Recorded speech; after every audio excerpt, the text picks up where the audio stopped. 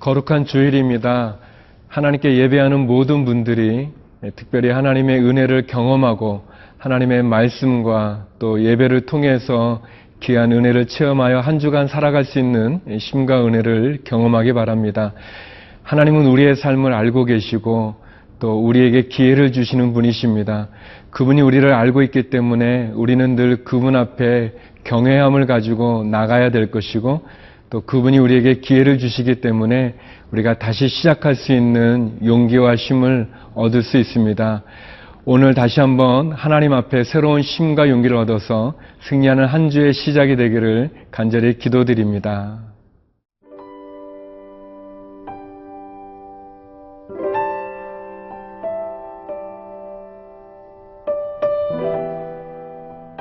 열왕기상 21장 17절에서 29절 말씀입니다.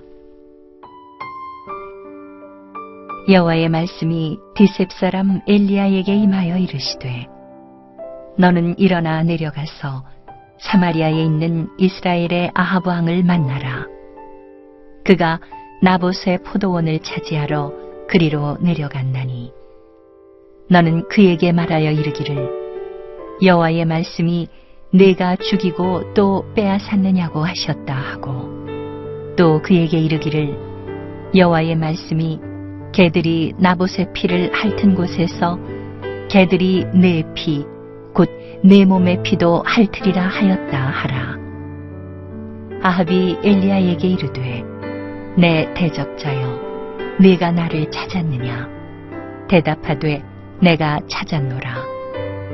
내가 내 자신을 팔아 여호와 보시기에 악을 행하였으므로 여호와의 말씀이 내가 재앙을 내게 내려 너를 쓸어버리되 내게 속한 남자는 이스라엘 가운데의 매인자나 노인자를 다 멸할 것이요 또 내 집이 느바세 아들 여로보암의 집처럼 되게 하고 아이야의 아들 바아사의 집처럼 되게 하리니 이는 내가 나를 노하게 하고 이스라엘이 범죄하게 한 까닭이니라 하셨고 이세벨에게 대하여도 여호와께서 말씀하여 이르시되 개들이 이스라엘 성읍 곁에서 이세벨을 먹을지라. 아합에게 속한 자로서 성읍에서 죽은 자는 개들이 먹고 들에서 죽은 자는 공중의 새가 먹으리라고 하셨느니라 하니 예로부터 아합과 같이 그 자신을 팔아 여호와 앞에서 악을 행한 자가 없음은 그를 그의 아내 이세벨이 충동하였음이라. 그가 여호와께서 이스라엘 자손 앞에서 쫓아내신 아모리 사람의 모든 행함같이 우상에게 복종하여 심히 가증하게 행하였더라. 아합이 이 모든 말씀을 들을 때에 그의 옷을 찢고 굵은 배로 몸을 동이고 금식하고 굵은 배에 누우며 또 풀이 죽어 다니더라. 여호와의 말씀이 디셉 사람 엘리야에게 임하여 이르시되 아합이 내 앞에서 겸비함을 네가 보느냐. 그가 내 앞에서 겸비함으로 내가 재앙을 저의 시대에는 내리지 아니하고 그 아들의 시대에야 그의 집에 재앙을 내리리라 하셨더라. 하나님께서는 엘리야를 통해서 아합 왕에게 나봇의 포도원을 빼앗은 것에 대한 징계의 말씀을 전하고 싶어 하십니다. 하나님께서는 비록 이세벨이 거짓 증인을 세워서 나봇을 죽이고 그 포도원을 빼앗았지만 하나님은 모든 것을 알고 계십니다. 하나님은 우리를 아시는 분이시죠. 우리가 어두운 가운데 행한 죄도 아시는 분이시고 우리가 마음속으로 또 머릿속으로 어떤 음모 술수를 꾸며도 그것까지도 아시는 분이십니다. 이제 하나님께서는 엘리야 선지자를 통해서 아합을 꾸짖기를 원하십니다. 20절의 말씀인데요. 아합이 엘리야에게 이르되 내 대적자여 내가 나를 찾았느냐 대답하되 내가 찾았노라 내가 내 자신을 팔아 여호와 보시기에 악을 행하였으므로 하나님께서는 아합의 하는 모든 일을 알고 계십니다.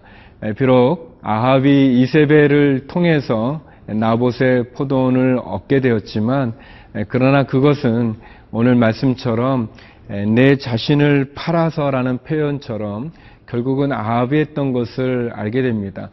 자기가 가지고 있는 많은 것에 감사하지 못하고 도리어 다른 사람이 가진 것을 탐내고 있는 또 탐욕하고 있는 그런 아합에 대해서 하나님께서 엘리야 선지자를 보내서 꾸짖는 거죠. 엘리야를 선지자를 맞이하는 아합이 얘기합니다. 내 대적자여 너가 오느냐라고 얘기하죠.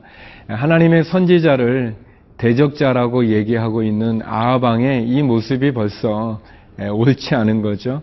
하나님의 말씀을 전하는 사람에 대해 귀 기울이지 못하는 아합 왕의 모습입니다. 하나님께서는 우리들의 모든 부분들, 우리들이 짓는 죄들, 악한 행위들 그것을 알고 계시고 또 그 불꽃 같은 하나님의 눈동자 앞에 피할 수 있는 사람은 아무도 없습니다. 궁극적으로 하나님 앞에 우리가 갖고 있는 죄가 있다면 그 죄는 회개해야 될 것이고 또 하나님 우리를 아시기 때문에 늘 우리가 겸손하고 또 조심할 필요가 있는 거죠. 엘리야 선지자를 통해서 하나님 아합 왕에 대한 나봇의 포도원을 뺏은 것에 대한 징계의 말씀을 심판의 말씀을 전하고 계십니다. 우리가 갖고 있는 죄를 사람들은 모른다 할지라도 하나님이 알고 계시고 그리고 하나님께서는 결코 죄를 넘어가지 않으십니다. 하나님께서는 죄를 눈감아 주시지 않으시죠. 우리가 사람은 속일 수 있어도 하나님은 속일 수 없다는 사실을 기억해야 될 것입니다. 사람들은 그냥 눈 감아주고 지나쳐도 하나님은 결코 눈 감으시거나 지나치지 않는다는 것을 기억할 필요가 있습니다. 그런 점에서 본다면 아합은 엘리야라는 선지자를 통해서 하나님의 뜻과 또 하나님 알고 계신다는 사실을 알 수 있기 때문에 좋은 축복이죠. 근데 아합은 그거를 축복으로 생각하지 않고 엘리야를 아주 걸그적거리는 걸로 눈에 가시같이 여겼습니다. 그래서 엘리야를 이렇게 환영하지 않는 그런 모습을 보이고 있죠. 사랑하는 성도 여러분, 혹시 우리가 하나님의 음성을 들을 수 있는 기회가 있다면 또 하나님의 말씀을 전하는 사람과 교제할 수 있다면 또 예배를 통해서 목사님의 말씀을 듣는 기회가 있거나 또는 큐티를 통해서 하나님의 음성을 우리의 마음 가운데 들을 수 있다면 그것은 우리에게 축복임을 기억하시기 바랍니다. 엘리야 선지자를 통해서 아합이 하나님의 뜻을 알았던 것처럼 들을 수 있었던 것처럼 우리가 큐티를 통해서 또 설교를 통해서 또 어떤 믿음의 교제를 통해서 우리가 하나님의 뜻을 알 수 있고 들을 수 있는 게 축복이지 그거를 이렇게 말해주는 사람이 미운 게 아닌 거죠. 아합 왕이 하나님을 속일 수 있다고 생각했거나 또 엘리야를 미워하는 그러한 마음처럼 우리가 하나님을 속일 수 있다고 생각하면 큰 오산이죠. 그리고 하나님의 말씀을 대언해주는 사람이 내게 축복인 것을 기억하고 늘 하나님 모든 것 알고 있다는 그 사실 앞에 우리 자신이 좀 더 하나님께 바로 나갈 수 있는 그런 은혜가 저와 여러분 우리 모두에게 있기를 기도드립니다.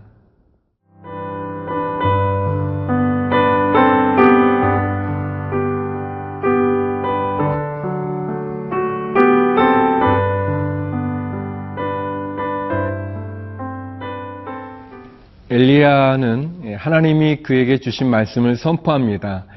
아합이 나봇의 포도원을 뺏은 것에 대한 하나님의 심판을 이야기하고 또 이세벨에 대한 하나님의 심판의 예언의 말씀을 이렇게 전하게 됩니다. 그런데 놀랍게 이 악한 왕인 아합 왕이 엘리야 선지자의 말을 듣는 가운데 그가 깨닫고 또 돌이키는 그런 일이 일어나고 있습니다. 그렇죠. 하나님께서 아합 왕에게 기회를 주신 것이고 그리고 아합은 그 기회를 잡은 것입니다.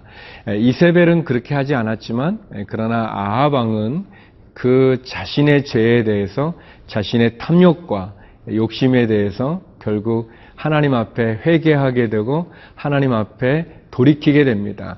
하나님께서는 회개하고 돌이키는 아합 왕을 용서해 주시고 그에게 기회를 주십니다. 29절의 말씀인데요. 아합이 내 앞에서 겸비함을 내가 보느냐? 그가 내 앞에서 겸비함으로 내가 재앙을 저희 시대에는 내리지 아니하고 그 아들의 시대에야 그의 집에 재앙을 내리리라 하셨더라. 하나님께서 아합이 회개하니까 아합이 그의 마음을 겸비했다고 그랬습니다. 겸손하고 자신을 낮추어 하나님 앞에 회개했다는 거죠. 하나님께서는 아합의 겸비함, 그의 회개를 받아주시고 그래서 그가 받아야 될 재앙을 그의 시대에는 내리지 않고 그의 아들의 시대에 내리겠다고 말씀하십니다. 사랑하는 여러분, 하나님이 우리들에게 주기 원하시는 것은 심판이나 멸망이나 채찍이나 사망이 아닙니다. 하나님의 마음은 우리가 돌이키기 원하시는 것이고 회개하기 원하시는 것이고 그래서 다시 기회를 갖고 하나님 앞에 축복받는 삶으로 살기를 원하시는 거죠. 그러면 또 우리가 그런 생각해 볼 수 있어요. 그러면 아합이 지은 죄인데 아합이 회개해서 그의 아들로 가면 그 아들은 너무 억울한 거 아닌가? 자기 아버지가 지은 죄를 아버지가 회개했다고 해서 자기가 받으면 또 그거는 또 다른 문제인데 쉽게 얘기해서 그 아들이 또 하나님 앞에 겸비하여 온전하면 하나님 그 아들에게 심판하지 않으시겠죠. 하나님이 아합에게 내릴 심판의 재앙을 그 아들대로 연기하시고 만약 그 아들도 또 온전했다면 또 연기하시고 결국은 하나님이 심판을 주기 원하시는 게 아니라 재앙을 주기 원하시는 것이 아니라 우리가 돌이키길 원하시는 거죠. 왜냐하면 그 길이 생명의 길이고 그 길이 하나님의 축복을 누릴 수 있는 길이기 때문에 그런 거죠. 그래서 하나님의 마음이 심판하는 데 있지 않다는 것을 우리가 기억할 필요가 있습니다. 하나님은 공의의 하나님이시지만 사랑의 하나님이시죠. 공의가 없는 사랑, 또 사랑이 없는 공의, 불완전하고 문제가 있지만 하나님께서는 사랑을 갖고 계시면서 공의로우신 것이고 공의로우시면서 사랑을 갖고 계십니다. 그래서 아합이 회개했을 때 하나님 바로 엘리야에게 너가 아합의 저 겸비함을 보지 않느냐? 내가 그의 시대에는 재앙을 내리지 않겠다라고 약속해 주십니다. 저와 여러분에게 갖고 계신 하나님의 마음은 국률한 마음입니다. 자비로운 마음이죠. 사랑의 마음입니다. 우리가 회개한다면 우리의 죄를 용서해 주실 수 있는 분이시고 우리가 그 가던 악한 길에서 돌이켜 주의 말씀의 자리로 나간다면 하나님 그 재앙을 거두시고 축복으로 우리에게 기회를 주시는 분이십니다. 사랑하는 성도 여러분, 하나님은 우리의 행한 모든 일을 알고 계시고 우리에게 기회를 주기 원하시는 분이십니다. 그 하나님 앞에 기회를 얻어서 다시 한번 승리할 수 있는 우리 모두가 되길 바랍니다. 기도하시겠습니다. 거룩하신 하나님, 하나님이 우리의 모든 행위를 아시고 우리에게 기회를 주시는 분임을 감사합니다. 우리의 가던 악한 길, 죄악의 길을 돌이켜 하나님 앞에 겸비하여 다시 한번 말씀에 온전할 수 있는 저희가 되게 도와주옵소서. 선교사님들을 기억해 주시고 예배드리는 모든 처소마다 교회마다 축복하여 주시고 해외에 있는 우리 한인들도 지켜 주시옵소서. 예수님 이름으로 기도드립니다. 아멘.